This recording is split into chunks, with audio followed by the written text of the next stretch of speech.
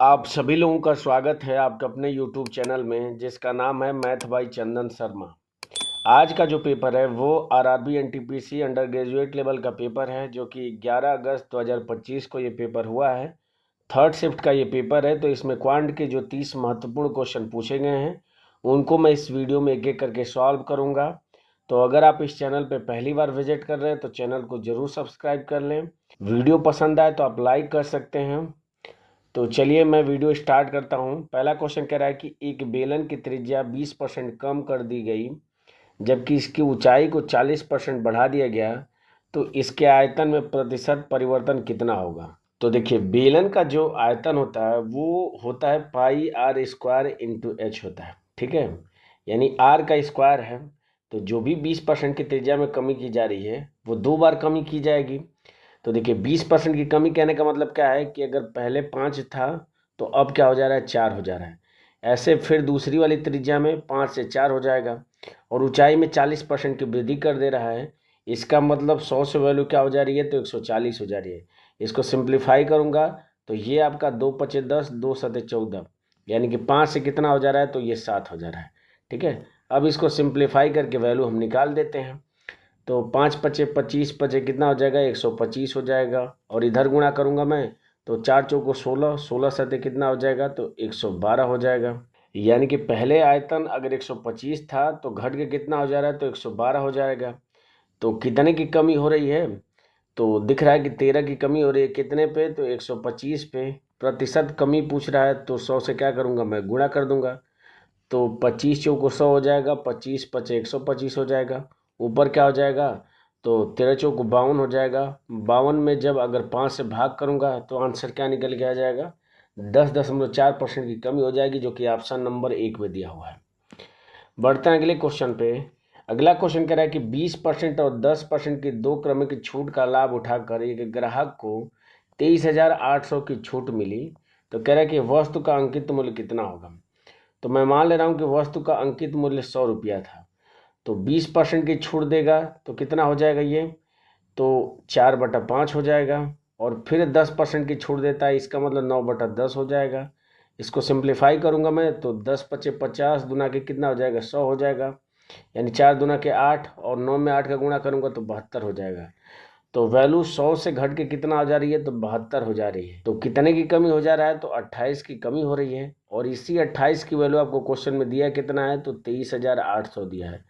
आपसे 100 की वैल्यू पूछ रहा है, तो मैं क्या करूँगा, 7 से इसमें भाग कर देता हूँ।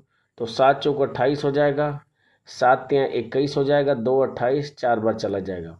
तो ये 4 की वैल्यू आ जाएगी। तो 100 की वैल्यू निकालने के लिए मैं क्या करूँगा, इसमें 25 का गुणा कर दूंगा। तो दूसरी साइड भी क्या करना पड़ेगा, हमें 25 का गुणा करना पड़ेगा। तो गुणा करेंगे तो 0 0 हो जाएगा, 25 चौको 100, 10 हो जाएगा, 25 तिया 75 और 10 कितना हो जाएगा, 85। यानी कि 85,000 क्या हो जाएगा, उसका अंकित मूल्य हो जाएगा, जो कि ऑप्शन नंबर 2 में दिया हुआ है। बढ़ते हैं अगले क्वेश्चन पे। अगला क्वेश्चन कह रहा है कि 50 पुस्तकों का विक्रय मूल्य 19 पुस्तकों के क्रय मूल्य के बराबर है। तो कह रहा है कि हानि या लाभ प्रतिशत बताइए। तो 50 पुस्तकों का जो एसपी है वो बराबर किसके है, तो 19 पुस्तकों के सीपी के बराबर है। तो यहाँ से एसपी और सीपी का अगर मैं रेशियो निकाल देता हूँ तो ये कितना हो जाएगा, तो 19/50 हो जाएगा, ठीक है। तो 50 की वस्तु खरीद के ला रहा है और 19 रुपये में बेच रहा है, इसका मतलब उसको घाटा हो रहा है। तो लाभ वाले आंसर तो नहीं होगा, तो ये दोनों ऑप्शन तो ऐसे ही है, एलिमिनेट हो गए। तो कितने का नुकसान हो रहा है उसको, तो 31 का नुकसान हो रहा है। कितने पे, तो 50 रुपये पे। प्रतिशत आपसे नुकसान यानी हानि पूछ रहा है, तो भाग कर दूंगा मैं। तो 50 दुना के 100 हो जाएगा, 31 में 2 का गुणा करूंगा तो 62% की क्या हो जाएगी, हानि होगी, जो कि ऑप्शन नंबर 1 में दिया हुआ है। बढ़ते हैं अगले क्वेश्चन पे। अगला क्वेश्चन कह रहा है कि निम्न को सरल कीजिए। तो कह रहा है कि इसका मान कितना होगा, ठीक है। तो सिंपल सा मैं पहले वाली वैल्यू जो दिया है कि cos alpha divided by 1 minus sine alpha, तो ऊपर और नीचे मैं क्या करता हूँ कि 1 प्लस साइन अल्फा से गुणा कर देता हूँ मैं। तो ऊपर क्या हो जाएगा, ये हो जाएगा 1 प्लस साइन अल्फा हो जाएगा। और नीचे क्या हो जाएगा, तो जैसे ही गुणा करूंगा तो एक ब्रैकेट में a माइनस बी हो जाएगा, दूसरे में a प्लस बी, तो ये क्या हो जाएगा, 1 माइनस साइन स्क्वायर अल्फा हो जाएगा। और 1 माइनस साइन स्क्वायर अल्फा किसके बराबर हो जाएगा, तो कॉस स्क्वायर अल्फा के बराबर हो जाएगा। तो ऊपर वाली वैल्यू को मैं एज इट इज रखता हूँ, तो नीचे क्या हो जाएगा आपका, तो नीचे हो जाएगा कॉस स्क्वायर अल्फा हो जाएगा। तो इससे एक कैंसिल हो जाएगा, तो ऊपर क्या बचेगा 1 plus sine alpha divided by cos alpha, और यही सेम वैल्यू माइनस भी दिया है तो ये कट के क्या हो जाएंगे, 0 के बराबर हो जाएंगे, जो कि ऑप्शन नंबर 1 में दिया हुआ है। बढ़ते हैं अगले क्वेश्चन पे। अगला क्वेश्चन कह रहा है कि 638 की धनराशि को 3 व्यक्तियों के बीच में 5:17:7 के अनुपात में बांटा जाता है। बंटन में सबसे बड़े हिस्से और सबसे छोटे हिस्से के बीच का अंतर कितना होगा। तो सबसे बड़ा हिस्सा 17 है और सबसे छोटा हिस्सा 5 है, इसका अंतर कितना होगा, तो 12। इसी 12 की वैल्यू आपको बतानी है। तो अगर इन तीनों को जोड़ देता हूं मैं तो इसकी वैल्यू किसके बराबर हो जाएगी, तो 7 5 12, 12 में 17 जोड़ दूंगा तो 29, और इस 29 की वैल्यू बराबर किसके हो जाएगी, तो 638 के बराबर हो जाएगी। यहाँ से मैं 1 की वैल्यू निकाल दूंगा तो 638 और डिवाइडेड बाई 29 हो जाएगा। आपसे 12 की वैल्यू पूछ रहा है तो 12 का क्या कर देता हूँ मैं, गुणा कर देता हूँ, तो हमें 12 की वैल्यू निकल के आ जाएगी। तो देखिए इस 29 में 3 का कोई भी फैक्टर नहीं है, तो इसका मतलब जो भी आपका आंसर होगा वो क्या हो जाएगा, 3 से विभाजित होना चाहिए। तो 7 और 1 8, ये 3 से नहीं कटेगा, ये आपका 3 से नहीं कटेगा, 3 3 6, 1 बच जा रहा है, ये भी 3 से नहीं कटेगा। तो इस तरीके से एक ही ऑप्शन बचा, ऑप्शन नंबर 3 इसका क्या हो जाएगा, करेक्ट आंसर हो जाएगा। बढ़ते हैं अगले क्वेश्चन पे। अगला क्वेश्चन कह रहा है कि एक जिले की जनसंख्या 3,56,000 है, जिसमें से 1,78,000 पुरुष हैं, 39% जनसंख्या साक्षर है।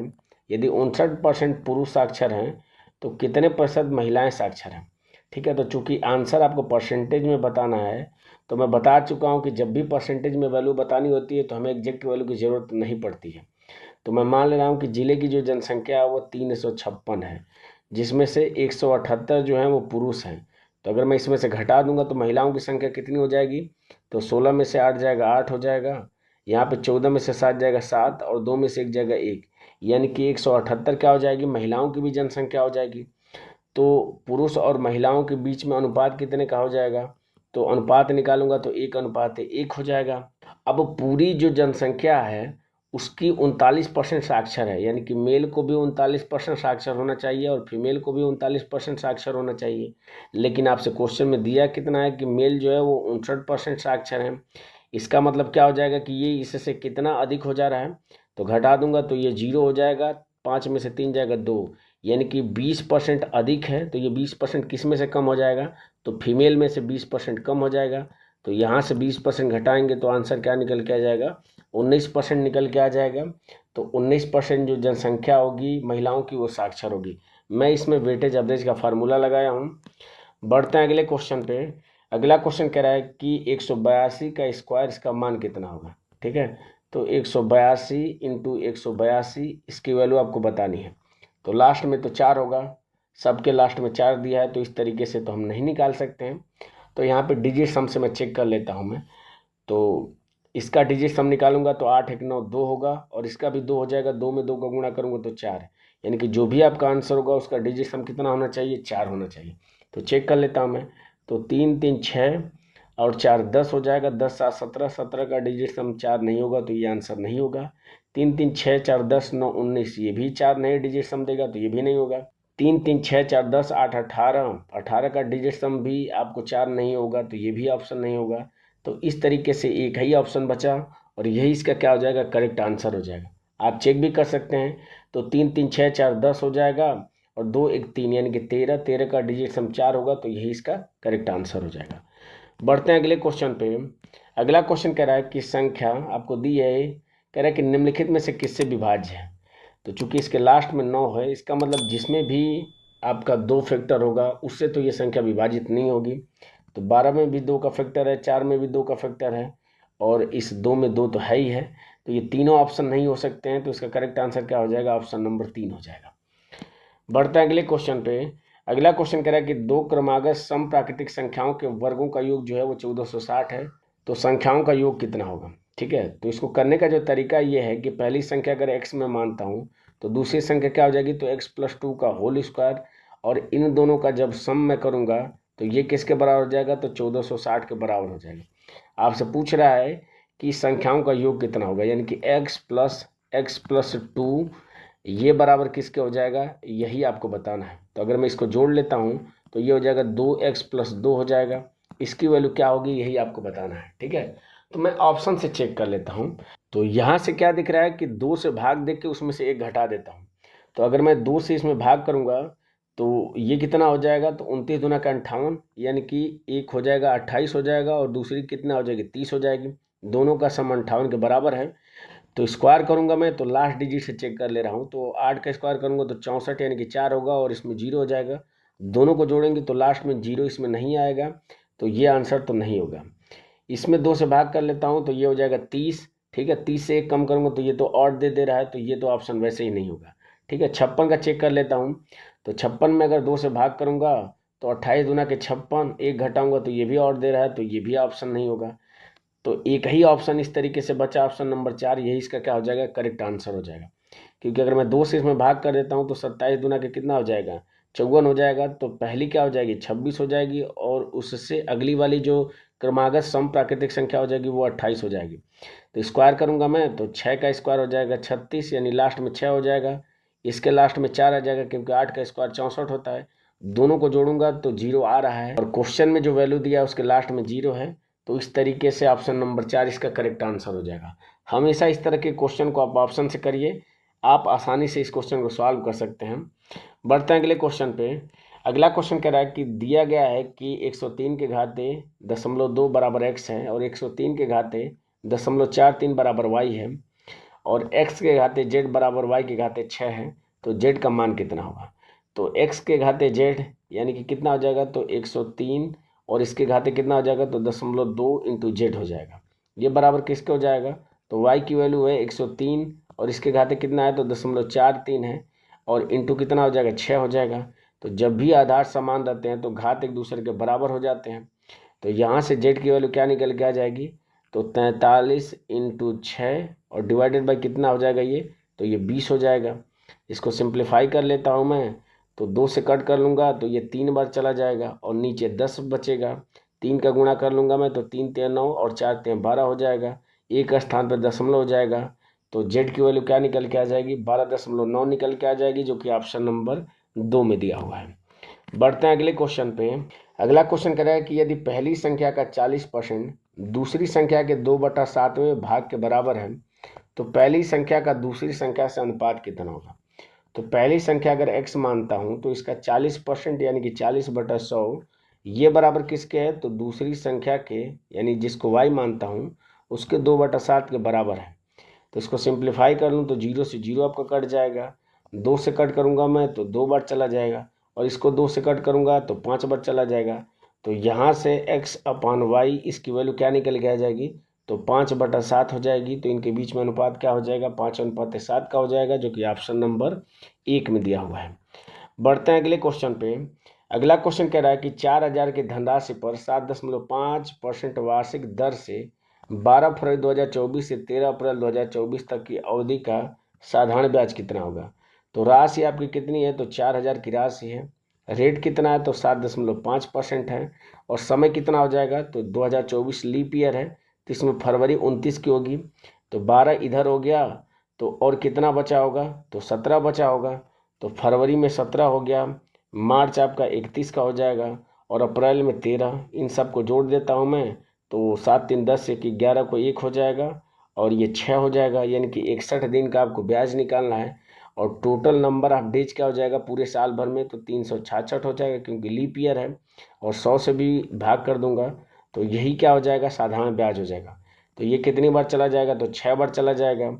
ये 0 से आपका 0 कैंसिल हो जाएगा। भाग करूँगा मैं तो 3 दूना के 6 हो जाएगा और ये कितना हो जाएगा, तो 25 3 75 हो जाएगा। 2 से अगर कट कर लेता हूँ मैं तो ये 20 बार चला जाएगा। 20 में 2.5 का गुणा करूँगा तो 50 क्या हो जाएगा, इसका साधारण ब्याज निकल के आ जाएगा, जो कि ऑप्शन नंबर 2 में दिया हुआ है। बढ़ते हैं अगले क्वेश्चन पे। अगला क्वेश्चन कह रहा है कि यदि 6 अंकों की संख्या जो कि आपको दी गई है n29m11 11 से विभाज्य है तो नीचे दिए गए विकल्पों में से कौन सा विकल्प m और n के बीच में संभावित सही संबंध दर्शाता है। तो मैं पहले संख्या लिख देता हूं तो n29m11। तो 11 से विभाज्यता का नियम ये कहता है कि सम संख्या के स्थान का योग और विषम संख्या के स्थान का योग का अंतर या तो 0 हो या तो 11 से विभाजित होना चाहिए। तो निकाल देता हूँ। तो ये हो जाएगा n, 9 में 1 जुड़ जाएगा तो 10 हो जाएगा, और यहाँ से करूँगा तो m, और 2 में 1 जोड़ेगा तो 3 हो जाएगा, तो m + 3 हो जाएगा। ये एक दूसरे के क्या होना चाहिए, या तो बराबर होना चाहिए, या क्या करें, इन दोनों का जो अंतर है वो 0 के बराबर हो। तो अंतर मैं निकाल देता हूँ मैं। तो यहाँ से m - n, इसकी वैल्यू क्या निकल के आ जाएगी, तो 10 में से 3 जाएगा तो 7 हो जाएगा। और ये किस में दिया हुआ है, तो ये ऑप्शन नंबर 2 में दिया हुआ है, तो यही इसका करेक्ट आंसर हो जाएगा। बढ़ते हैं अगले क्वेश्चन पे। अगला क्वेश्चन कह रहा है कि किसी संख्या में 100% की वृद्धि करने पर 2800 प्राप्त होता है, तो संख्या क्या होगी। तो सिंपल सा इसका आधा कर दीजिए, तो 2800 का आधा कितना हो जाएगा, 1400 हो जाएगा। बढ़ते हैं अगले क्वेश्चन पे। अगला क्वेश्चन कह रहा है कि 4 वर्ष पहले एक पिता की आयु उसके पुत्र की आयु के दोगुने से 37 वर्ष अधिक थी। तो 4 वर्ष पहले पिता की आयु कितनी हो जाएगी, तो f-4 हो जाएगी। और 4 वर्ष पहले उसके पुत्र की आयु कितनी हो जाएगी, तो s-4 हो जाएगी। के दोगुने के, यानी कि इसका दोगुना से कितना अधिक है, तो 37 अधिक है। ठीक है, आपसे पूछ क्या रहा है कि अब से कितने वर्ष बाद उसकी आयु उसके पुत्र की आयु की दोगुनी हो जाएगी। तो मैं मान ले रहा हूँ कि अब से x वर्ष बाद उसकी आयु जो है वो उसके पुत्र की आयु की, तो s + x हो जाएगा, इसकी दोगुनी हो जाएगी। तो यहाँ से अगर मैं इसको सॉल्व कर लेता हूँ तो f बराबर कितना हो जाएगा, तो 2x और +x हो जाएगा। ठीक है, बस इसी को सॉल्व करके हमें x की वैल्यू निकालनी है। तो अगर इस इक्वेशन को मैं सॉल्व करता हूँ तो ये कितना हो जाएगा, तो f-4 ये बराबर किसके हो जाएगा, तो 2s और -4 दूना के 8 और +37 हो जाएगा। ठीक है, अगर मैं इसमें से घटा देता हूँ तो ये इधर जाएगा तो +4 हो जाएगा, घट जाएगा तो -4 हो जाएगा। 37 में से 4 अगर मैं घटा दूंगा तो 33 हो जाएगा। तो ये हो जाएगा f बराबर 2s और प्लस कितना हो जाएगा, तो 33 हो जाएगा। अगर मैं इससे इसका कंपेयर करता हूँ तो x की जगह पे क्या दिख रहा है, तो 33 दिख रहा है, तो यही इसका क्या हो जाएगा, करेक्ट आंसर हो जाएगा। बढ़ते हैं अगले क्वेश्चन पे। अगला क्वेश्चन कह रहा है कि प्रथम 154 सम संख्याओं का औसत कितना होगा। तो जब भी इस तरह का क्वेश्चन पूछे तो बस इसमें एक जोड़ दीजिए, वहीं आपका आंसर हो जाएगा। या आप इस तरीके से भी निकाल सकते हैं। तो पहली सम संख्या 2 हो जाएगी और 154वीं सम संख्या क्या हो जाएगी, तो 154 × 2 हो जाएगी। तो पहली और अंतिम इन दोनों को जोड़ के डिवाइडेड बाई 2 कर दीजिए। तो दोनों में से 2 कॉमन दिख रहा है, तो 2 कॉमन अगर लेके कट कर देता हूँ तो यहाँ पे बचेगा 1 और यहाँ पे 154 बचेगा। तो 154 में 1 जोड़ूंगा तो 155 क्या हो जाएगा, इनका औसत हो जाएगा, जो कि ऑप्शन नंबर 2 में दिया हुआ है। बढ़ते हैं अगले क्वेश्चन पे। अगला क्वेश्चन कह रहा है कि एक व्यक्ति एक दर्शनीय स्थल पर पैदल जाता है और अपनी कार से नियत चाल बनाए रखते हुए प्रारंभिक बिंदु पर वापस आता है तथा इस प्रकार उसे कुल 5 घंटे 30 मिनट का समय लगता है। यानी कि एक तरफ पैदल जाता है और उसके बाद से दूसरी साइड कार से आता है, तो टोटल जो समय लग रहा है वो 5 घंटा 30 मिनट लग रहा है। आगे कह रहा है कि उसे दोनों ओर कार से जाने में 3 घंटे कम समय लगते हैं।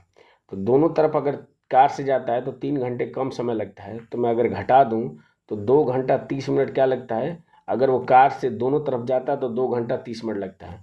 तो एक तरफ जाने में उसको कितना समय लगेगा, तो 2 से भाग कर दूंगा तो 1 घंटा और 15 मिनट क्या लगेगा, तो एक साइड कार से जाने में उसको लगेगा। तो टोटल जो समय लग रहा था जब वो एक साइड पैदल और एक साइड कार से जा रहा था तो 5 घंटा 30 मिनट लग रहा था। तो अगर इसमें से इसको घटा दूं तो एक साइड पैदल जाने वाला समय निकल के आ जाएगा। तो घटाऊंगा मैं तो 4 घंटा और 30 में से 15 घटाऊंगा तो 15। ये क्या हो जाएगा, तो पैदल जाने में उसको एक तरफ लगने वाला समय हो जाएगा।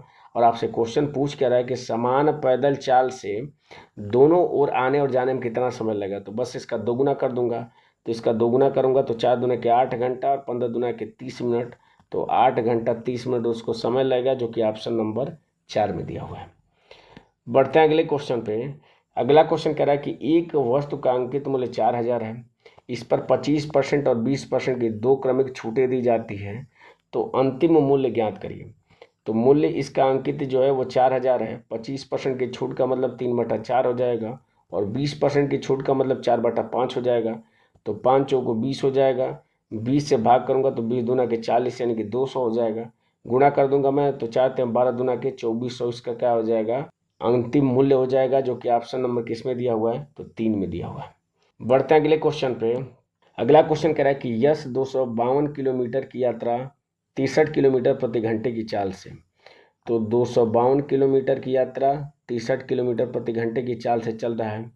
आगे कह रहा है कि 891 किलोमीटर की यात्रा 99 किलोमीटर प्रति घंटे की चाल से चल रहा है। तो मैं लिख लेता हूँ। आगे कह रहा है तथा उससे अगली 183 किलोमीटर की यात्रा 61 किलोमीटर प्रति घंटे की चाल से। तो 183 को 61 किलोमीटर प्रति घंटे की चाल से तय करता है। तो आपसे पूछ क्या रहा है कि संपूर्ण यात्रा में उसकी औसत चाल कितनी होगी।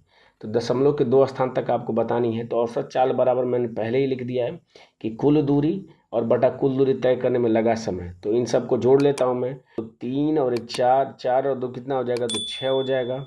8, 9 और 17, 17 और 5 22, 22 को 2 हो जाएगा। तो 2 और 1 3 हो जाएगा। 8 3 11 और 2 कितना हो जाएगा, 13 हो जाएगा। नीचे कितना हो जाएगा, तो ये 4 बार चला जाएगा। ये कितनी बार चला जाएगा, तो 9 9 81 यानी 9 बार चला जाएगा। और ये 6 3 18 3 बार चला जाएगा। तो 4 3 7, 9 7 16 हो जाएगा। भाग दे दूंगा मैं, तो 16 8 कितना हो जाएगा, 128 हो जाएगा। और 2 और 2 4 46, 16 दूना के 32 यानी कि 82 दशमलव समथिंग आना चाहिए। और 82.88 सिर्फ ऑप्शन नंबर 1 में लिखा हुआ है।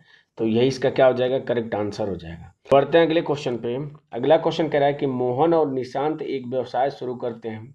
मोहन 3 महीने के लिए निशांत से 89,000 अधिक निवेश करता है। तो निशांत अगर n निवेश करता है तो मोहित कितना निवेश करता है, तो n प्लस इससे 89,000, तो 89,000 हो जाएगा। आगे कह रहा है कि निशांत 2 महीने के लिए, तो ये कितने महीने के लिए, 2 महीने के लिए। और मोहन कितने महीने के लिए, तो ये 3 महीने के लिए। तो इसमें 3 से मैं क्या करता हूँ, गुणा कर देता हूँ। ठीक है, तो ये इनकी राशि में अनुपात निकल के आ जाएगा।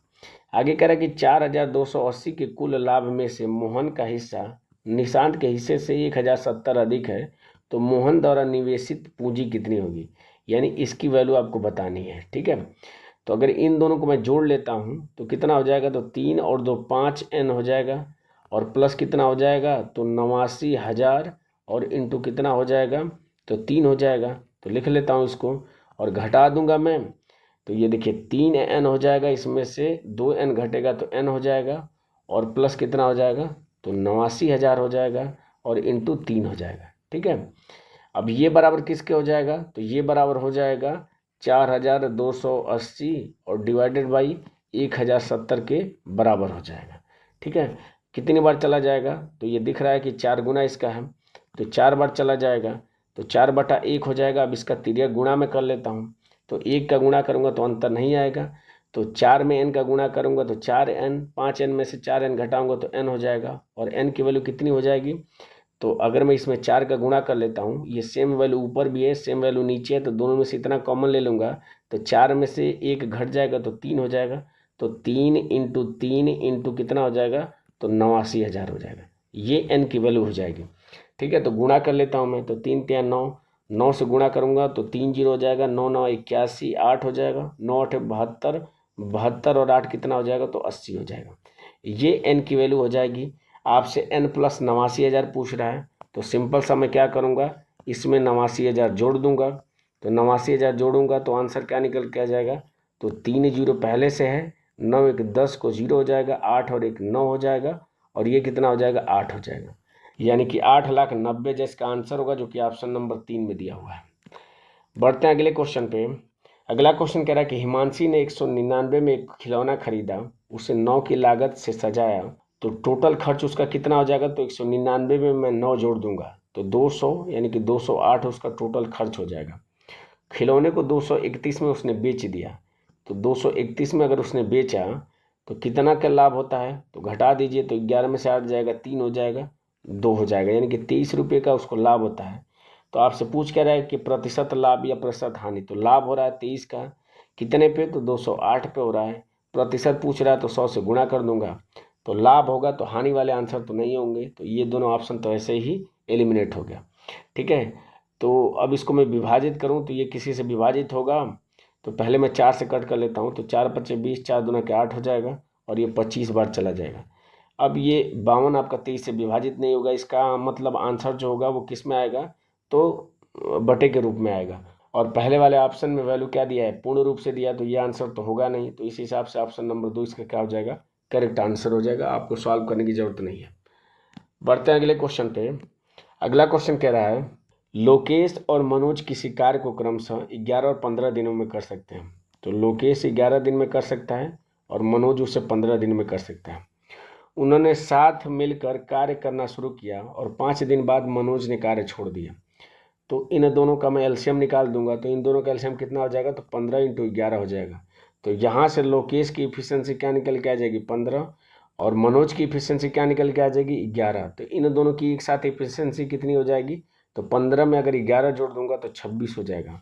इस 26 इफिशियंसी से इन्होंने कितने दिन तक कार्य किया साथ में, तो 5 दिन तक। तो कितना कार्य इन्होंने कर लिया होगा, तो 6 × 5 = 30, 5 × 2 = 10 और 3 × 13, यानी कि 130 यूनिट का काम इन्होंने कर दिया है। टोटल काम इतना है। तो आगे कह रहा है कि लोकेश शेष कार्य को कितने दिनों में पूरा करेगा। तो अगर मैं इसमें गुणा कर लेता हूँ तो ये कितना हो जाएगा, 165 हो जाएगा। 130 कार्य इन्होंने कर लिया है, तो बचा कार्य कितना है, तो 35 कार्य बचा है। इसको कराना किससे है, तो लोकेश से। लोकेश की इफिशियंसी 15 है, तो 35 में 15 से भाग कर दूंगा मैं। तो 5 × 7 = 35, 5 × 3 = 15, 7/3 इसको लिख सकता हूँ, 2 सही 1/3 लिख सकता हूँ। तो इतना दिन लगेगा उसको पूरा करने में, जो कि ऑप्शन नंबर 2 में दिया हुआ है। बढ़ते हैं अगले क्वेश्चन पे। अगला क्वेश्चन कह रहा है कि यदि 400 की राशि 5.5 वर्ष के लिए 16% वार्षिक ब्याज दर पर उधार ली जाती है तो साधारण ब्याज ज्ञात करिए। तो राशि कितनी है, तो 400 की राशि है, 16% के हिसाब से 5.5 वर्ष के लिए उधार ली जाती है, तो डिवाइडेड बाई कितना हो जाएगा, 100 हो जाएगा। इसको सिंप्लीफाई कर लेता हूँ मैं, तो 0 से आपका 0 कैंसिल हो जाएगा, और 16 का अगर मैं गुणा करूं तो 16 × 5 = 80, 0 हो जाएगा, 16 × 5 = 80, और 8 कितना हो जाएगा, तो 88 हो जाएगा। अब इसमें 4 से मैं गुणा कर दूंगा, तो 8 × 4 = 32, 3 हो जाएगा, 8 × 4 = 32 और 3 × 35 हो जाएगा, तो 352 क्या हो जाएगा, उस पर साधारण ब्याज हो जाएगा, जो कि ऑप्शन नंबर 3 में दिया हुआ है। बढ़ते हैं अगले क्वेश्चन पे। अगला क्वेश्चन कह रहा है कि ए किसी टैंक को 11 घंटे में भर सकता है, पाइप बी उसी टैंक को 26 घंटे में भर सकता है, और पाइप सी उसी टैंक को 12 घंटे में भर सकता है। यदि वे सभी एक साथ चालू कर दिए जाएं तो उसी टैंक को भरने में कितना समय लगेगा। तो मैं लिख लेता हूं, तो ए जो है वो 11 घंटे में, बी जो है वो 26 घंटे में, और सी जो है वो 12 घंटे में। तो इन तीनों का एलसीएम कितना हो जाएगा, तो 12 हो जाएगा। 26 में 2 तो आ गया है 12 वाले में, तो 13 यहाँ पे बचेगा और 11 यहाँ पे। तो ये इन तीनों का एलसीएम हो जाएगा। तो अगर मैं ए से भाग करूं, यानी कि 11 से भाग करूं, तो 12 × 13 बार जाएगा, और अगर 26 से भाग करूं तो 13 दूना के 26, यानी कि 11 × 6 बार चला जाएगा, और अगर 12 से भाग करूं तो 13 × 11 बार चला जाएगा। ठीक है, तो इन तीनों की अलग अलग ये एफिशिएंसी आ गई। इन तीनों को जोड़ के इस टोटल जो कार्य है इसमें भाग देंगे तो हमारा आंसर निकल के आ जाएगा। ठीक है, तो अगर ऑप्शन पे एक नज़र डालें तो सभी ऑप्शन के जो हर में जो वैल्यू है वो 365 है। इसका मतलब इसका गुणा करने के बाद से जो वैल्यू आएगी वो 365 आएगी। ठीक है, यहाँ पे अगर मैं करूँ तो लास्ट डिजिट कितना आएगा, तो 3 दूना के 6, 6 का में 6 आएगा, तो ऊपर 6 आ रहा है, नीचे 365 आ रहा है। तो मैं देख ले रहा हूँ कि 6 किस में आ रहा है। तो देखिए 5 में 7 का गुणा करूँगा तो 7 × 5 = 35, 35 में 6 जोड़ूंगा तो 41, 6 नहीं आ रहा है तो ये आंसर नहीं होगा। 5 0 या 0 और 6 जोड़ूंगा तो ये 6 आ रहा है, तो ये हो सकता है। 5 का में 5 और 6 11, इसमें भी लास्ट में 6 नहीं आएगा तो ये भी नहीं होगा। इसमें करूँ तो 5 × 4 = 20, 6, इसमें भी 6 आ रहा है, तो ये दोनों ऑप्शन हो सकते हैं। 2 आंसर तो ऐसे ही एलिमिनेट हो गया। अब इसका गुणा कर देता हूँ मैं, तो 13 में 12 का गुणा करूँगा तो 13 दूना के 26, 13 और 2 कितना हो जाएगा, 15, यानी कि 156 हो जाएगा। 11 का इसमें गुणा कर लेता हूँ मैं, तो ये हो जाएगा 6, 6 × 5 = 11 को 1 हो जाएगा, 5 और 1 6 हो जाएगा, 6 और 1 कितना हो जाएगा, 7 हो जाएगा, और ये 1 हो जाएगा, यानी कि 1716 हो जाएगा। इसमें 365 से हमें क्या करना है, भाग देना है। तो अगर इसको अप्रोक्सीमेट में 3 भी मैं मानता हूँ तो 3 × 6 = 18, यानी कि 6 से कम आना चाहिए, और ये वाली वैल्यू 10 है जो कि बहुत अधिक है, तो ये आंसर तो होगा नहीं। तो 6 से कम 4 ही वैल्यू है, तो यही इसका क्या हो जाएगा, करेक्ट आंसर हो जाएगा। अप्रोक्सीमेशन यूज करके आप इसको सॉल्व कर सकते हैं, एग्जैक्ट वैल्यू निकालने की ज़रूरत नहीं है। बढ़ते हैं अगले क्वेश्चन पे। अगला क्वेश्चन कह रहा है कि संख्या, आपको ये संख्या दी गई है, कह रहा है कि निम्नलिखित में से किससे विभाज्य है। चूँकि इसके लास्ट में 3 है, तो ये 36 से तो विभाजित नहीं होगी, 50 से भी विभाजित नहीं होगी, तो या तो 47 से हो सकती है या तो 43 से हो सकती है। चूँकि अब दोनों अभाज्य संख्याएं हैं तो इन दोनों में से किसी भी एक से भाग दे के चेक कर लीजिए। अगर किसी एक से विभाजित हो जा रही है तो वही आंसर हो जाएगा।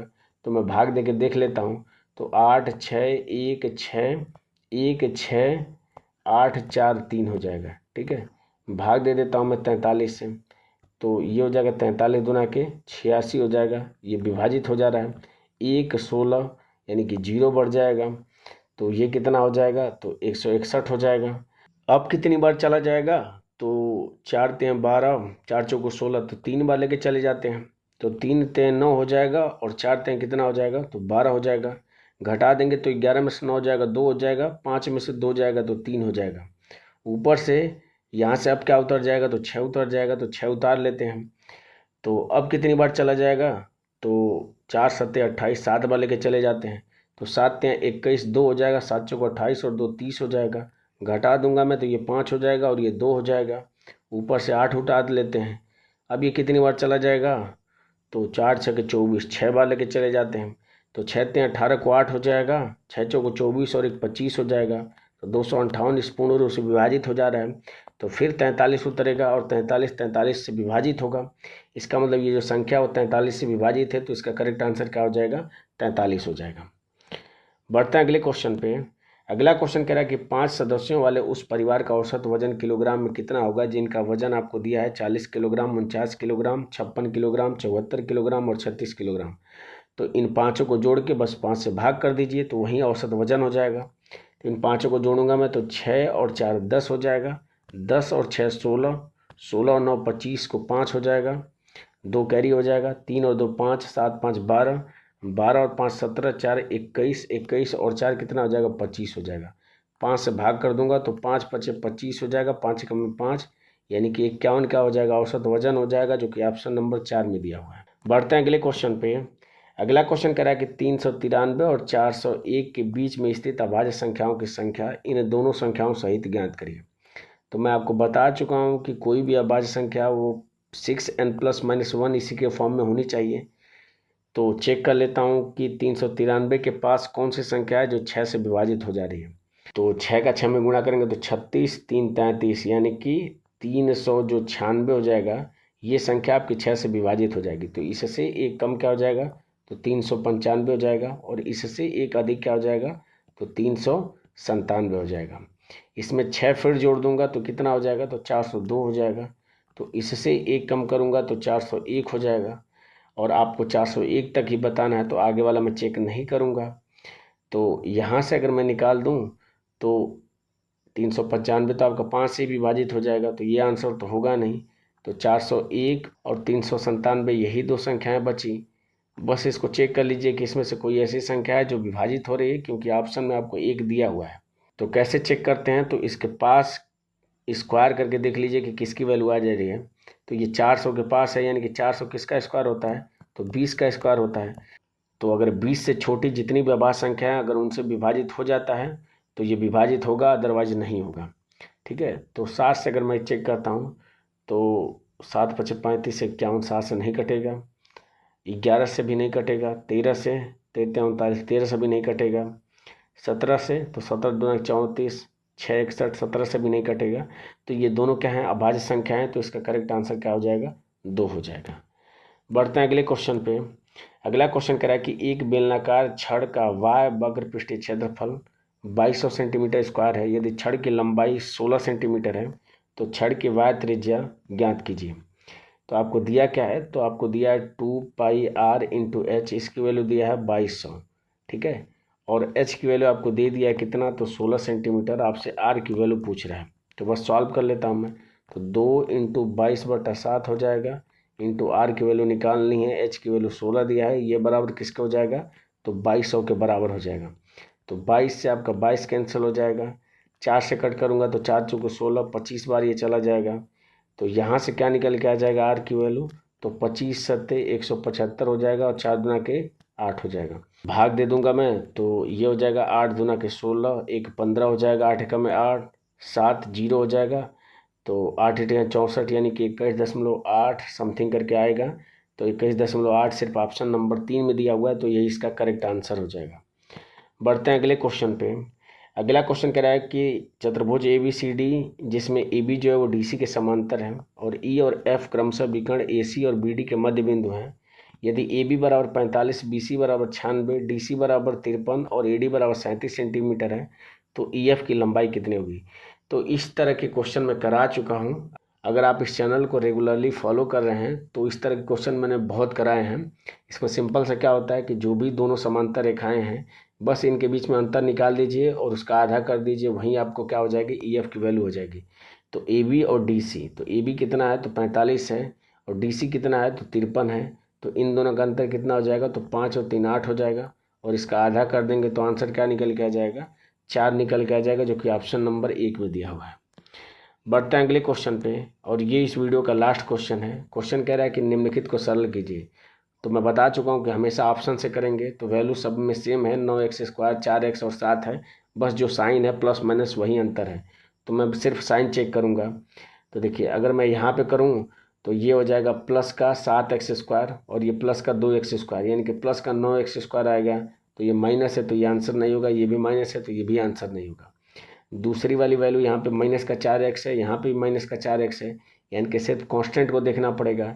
तो यहाँ पे तो कोई कांस्टेंट वैल्यू नहीं आएगी, तो यहाँ पे गुणा करूँगा तो माइनस का 4 हो जाएगा, 2 में 2 का गुणा करूँगा तो 11 में से 4 घट जाएगा तो प्लस का 7 हो जाएगा और प्लस का 7 सिर्फ ऑप्शन नंबर 2 में लिखा हुआ है, तो यही इसका क्या हो जाएगा, करेक्ट आंसर हो जाएगा। तो इस तरीके से RRB NTPC under graduate level का जो पेपर हुआ था 11 अगस्त 2025 को थर्ड शिफ्ट में, उसमें क्वांट के जो 30 महत्वपूर्ण क्वेश्चन पूछे गए थे उनको मैंने इस वीडियो में एक एक करके सॉल्व करा दिया है। मुझे उम्मीद है कि ये वीडियो आपको अच्छी लगी होगी, इन्फॉर्मेटिव लगी होगी। अगर वीडियो पसंद आए तो आप लाइक ज़रूर करें। वीडियो में अंत तक बने रहने के लिए आपका धन्यवाद।